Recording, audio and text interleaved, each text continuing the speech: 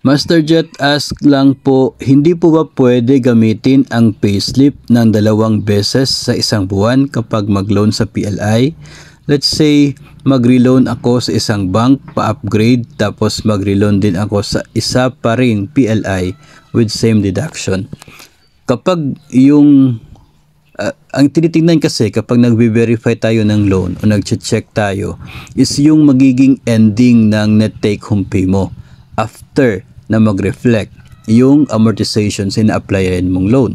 So, in this case, hindi naman po sinasabi ng DepEd Order 20 Series of 2021 na one time lang talaga gamitin yung payslip mo. Pwede po na 1, 2 o 3 beses ka mag-apply ng loan sa isang buwan, same payslip, as long as yung kanyang net take home pay pagtapos ng amortization ay hindi talaga siya bababa ng 5,000 pesos.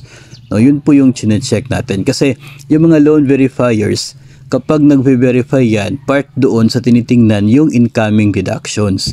So, ibig sabihin, kapag nag-apply ka ng loan sa isang bangko, tumatatak yan. Diba? Merong tinatatak nila sa payslip, kung magkano yung amortization, kailan magsisimula. Then, magiging part na yan sa incoming deduction mo. Yung nirenew ay magiging outgoing na yan.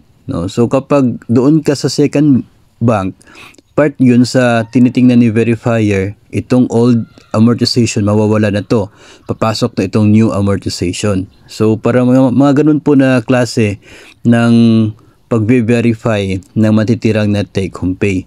Ngayon kung ending po ng net take home pay ay lagpas pa naman sa 5,000, so pwede pa rin po talaga na mag-apply ng loan. Kahit po more than one in a month or more than one loan applications gamit yung iisang payslip.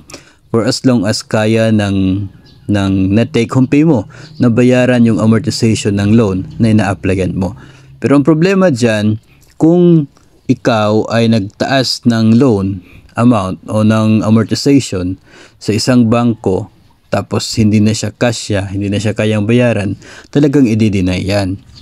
Pero yung isang loan application mo na same deduction lang naman, walang magiging pagbabago sa net take home pay, ay papayagan pa rin po yun. Kasi hindi naman bababa yun na take home pay mo. Yung importante lamang po dyan na at the end of all the transactions, kapag nag-reflect na yung deduction sa mga bagong loans mo, talagang dapat hindi bababa sa 5,000 yung inyo pong net take home pay. Kasi nga yun po yung requirement na DepEd. Yun po yung requirement ng gobyerno na net take home pay na makikita magre-reflect sa atin pong payslip. Kaya dapat yun po yung magiging basihan, either to approve or disapprove a loan application.